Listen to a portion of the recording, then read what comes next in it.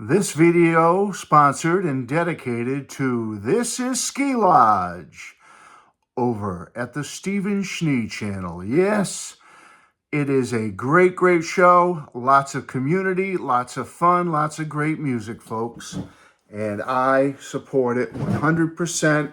Get over there now, talk to Stephen, say hello, get your This is Ski Lodge swag, because it's not a genre. It's a frame of mind.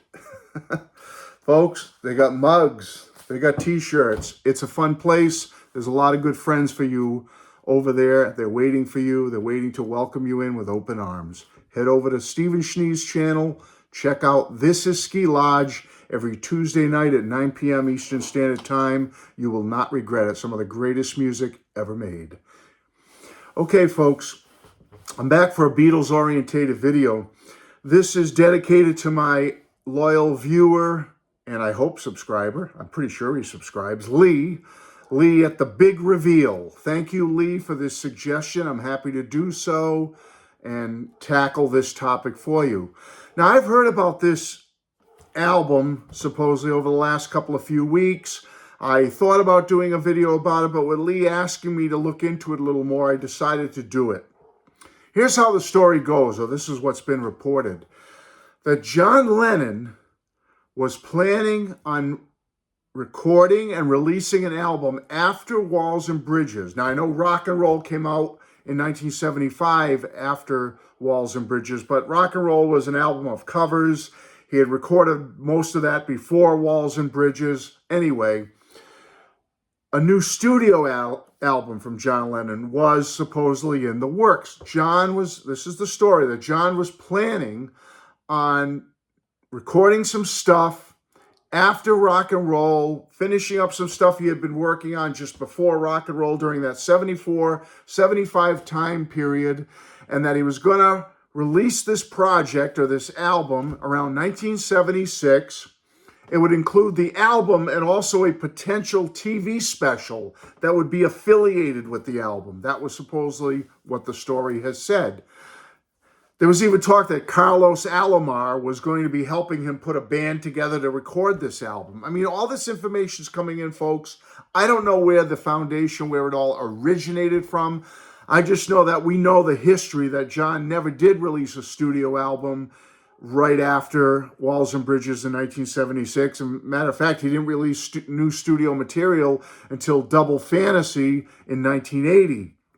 But the story goes that he was planning it, that he was working on it, but then life got in the way. His self-imposed retirement kicked in, and that was triggered by the birth of Sean. And let's face it, years earlier, coming up to the mid-70s, John had a lot of issues going on in his life with some drug addiction, with some legal trouble, staying in the States, getting his green card, citizenship. A lot of things were happening to him. Some marriage troubles with Yoko. We know The Lost Weekend, hence, right? And that there was a lot of uncertainty in John's life at that time, and he was trying to recenter himself, refocus himself, get back on track. And it's a great story. Wouldn't it have been nice if John was, in fact, during 1974, after Walls and Bridges, coming into 75, that he was working on some new studio material. And it went so far as a release has come out, or recording has come out, you might be able to get it in a hard copy form, of the alleged album called John Lennon Between the Lines. And this is a cover that was affiliated with this potential release. John Lennon Between the Lines, the imaginary, I'm using the word imaginary, follow-up to Walls and Bridges. And why do I say imaginary, folks? Well, because this alleged abandoned 1976 project, Between the Lines, I think it's a bunch of made-up bunk myself. I don't think there was a lot of reality based in this. You know, if you're a casual Beatles or John Lennon fan and you read something like this online about, oh, there was this album that never was, Between the Lines, John was working on it, and then, then Sean was born and other stuff happened, he never did it. I could see you getting excited saying, really? Oh, that would have been something. Oh, John, if only, if only. I know, if only. What if? What if John had been working on a new studio album and it remained unreleased all this time? Folks, we've all been through it. Whether you've lost a loved one or a friend, you always say, what if? Why couldn't I have had more time with them? Why couldn't he or she had still been here another 5 years, another 10 years, another 20 years? And what we could have done together, what they could have accomplished, what we could have experienced together. Well, I think we say that with a lot of the music stars and artists that we love so much. You know, for me, it started with Elvis in '77. I was a little young when people like Hendrix died and Jim Morrison, and a couple of years later, Jim Croce, who my dad was a big fan of, and my dad got me into Jim Croce. I was a little young then, so I do remember like Jim Croce passing away in the plane crash and my dad being, you know, upset about it. He was a fan of Jim's, but it didn't affect me too personally. I was kind of young, 11 or 12 at the time, and I wasn't too involved in it emotionally. Elvis was the first one who died when I was 15 going on 16, and that affected me because I was a fan of Elvis. I am a fan of Elvis, and when he passed, I had been planning on going to see him the next time he came around my area. Now, I live near the Providence, Rhode Island area in Massachusetts. So Elvis had done like 3 or 4 shows at the Providence Civic Center, like 15 minutes from my house, from 74 up till just before his passing. 3 or 4 shows. And I didn't have my license, and I forget why I didn't try to get my parents to, whatever. But I had it in my mind. I remember the early part of '77, the last time he played in Providence. I remember saying to myself when I knew he had played there, next time Elvis comes back next year, '78, I'm going. I'm going to have my license then. I'm going to see Elvis, come hell or high water. I never got that chance. We know what happened August 16th, 1977. But that was the first time that I said to myself, what if? And you don't want to lose anybody anytime. I wish Elvis could still be with us now. I wish he had lived till 80, 85. But I remember at the time thinking, why? Why couldn't we get 10 more years with Elvis? You know, if God had to take him, why not 1987?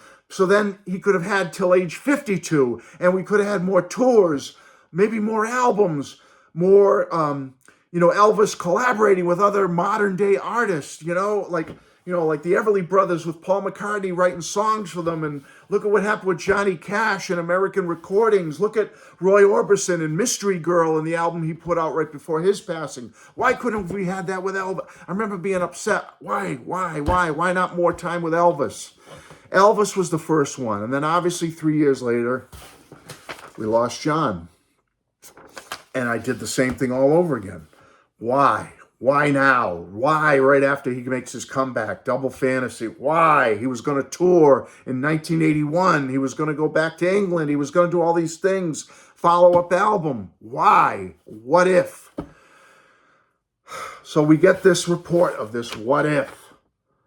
Unfortunately, folks, as much as our heart wants to believe in it and wish it was true, it's just simply not true. Now, I happen to look up this album online, Between the Lines, and basically what it is, folks, if you're a really true and tried Beatles and John Lennon fan, you know this has kind of been warped a little bit, and they're bending reality a little bit, because anyone going way back till after this album came out, after Walls and Bridges came out, you know the history, you know what happened. And you know about John's unreleased recordings. Anyone who's had Men Love Avenue, this recording from 1986, any of you that have any of the Lost Lennon tapes, this happens to be one that has a couple of the tracks on Between the Lines on it. Any of you that have had this for many years, this series, and certainly anybody who's had this fabulous box set, the John Lennon Anthology, with 4 CDs and a booklet, it's just absolutely beautiful, unreleased material, then you know the stuff on Between the Lines is just a compilation of different pieces and bits that, unfortunately, in some instances they did make it out onto an album, but not in all. You got stuff like Here We Go Again, which was originally, from my understanding, going to be recorded for the rock and roll album. So that's the lead-off track on Between the Lines, okay? Then you have Nobody Told Me, which essentially John, my understanding was that John wrote that for Ringo for his never-released album Can't Fight Lightning, which ended up being Stop and Smell the Roses. And there's the song, the workout of the song, several of them you can hear on the Lost Lennon tapes, and there's a final version, official version on Milk and Honey, which came out in 1984. But that was never a song that was intended for some lost album from 1976. You have the song Sally and Billy, which is a great track. You can get it. If you search hard, you can find some demo-only versions of that by John. There's Mucho Mungo, which is a great, great track you can get on the Lost Lennon tapes and other places. But that, again, was written for Harry Nilsson, and Harry Nilsson recorded it for his Pussycats album in 1974. That was not like a new Lennon song going to be on some 1976 unreleased album. And then you had Rock and Roll People, which was left off of Mind Games. Great track. It's on Men Love Avenue, but it wasn't meant for a unreleased 76 album. Move Over Mrs. L, same thing. You can get it on other recordings that I have here, but it's, again, any of us who are in the know even a little bit, and I'm no expert, but we know that was not pegged for a 1976 unreleased album by John. I Am the Greatest. No. John wrote that for Ringo, for his 73 Ringo album, and there is the demo floating around of John singing lead on it. It's great, but it was not meant for an unreleased album in 76. And then there's a song called Tennessee, which is a great, great song, kind of a sad song. Allegedly, John wrote that after seeing a Tennessee Williams play. I believe it was Streetcar Named Desire. I think he had seen that, or he had been exposed to that, or read it, and it affected him, so he wrote the song Tennessee. There's an instrumental known as Popcorn, which, there's all these maybes, what ifs, but all these tracks, it's a nice little bootleg, fan club only compilation, this Between the Lines. It's a what if, it's imaginary, it's could it have been, what could have been. But I think every track on it, I think is great. But to me, it's like just another one of these. It's just another, John Lennon compilation of unreleased stuff in his vaults. Most of us have heard it all before, seen it all before. And I mean, even look at the cover of this. I'm sure someone just made this up. I mean, but that's a Richard Avedon picture from 1967. If they were going to make up a fake promo cover, what Between the Lines might have looked like, you could have picked a more recent picture, John, from 76 or something, 75 at least. So nice sentiment, nice to have a little bootleg release like this, compiling these 9 or 10 songs onto one place so you can listen to them and, have your little dream John Lennon album, what if, could have been, abandoned project, whatever. No, not an abandoned project. So that's it, folks. I just want to give my take on it. Is the music on this fantastic? Absolutely. It's John Lennon. What more can you ask? Great songs. But is it some lost or missing album that could have been and was being in the planning stages from 76? No. This certainly isn't. Now, did John in his mind have ideas maybe before Sean was born, or maybe before, before a lot of different things happened in his life? Did he have a thought process that maybe he would work on a follow-up to Walls and Bridges? I'm sure he did. There's allegedly interviews out there where he talks about that he's working on stuff. He's got some demos of stuff. He may do a TV special and affiliate it with the album, but it just never came to fruition, folks. Unfortunately, it didn't happen. He retired for all those years, and then he did come back ready to go, and we know what happened with that. So, but hats off to John for coming back and releasing Double Fantasy, and then later we got the material on Milk and Honey, which was a bonus. So let's be grateful for that. Let's be grateful whenever we can get, some unreleased material from John. I'm happy whenever something comes out. It just keeps John's name out there, keeps his music out there, and I think that's what's the main important thing of this all, the lesson we should learn from it all. Okay, that's it, folks. Just my little take on this John Lennon Between the Lines album. And thank you to Lee at The Big Reveal for inspiring me. Take care, everyone. Bye-bye.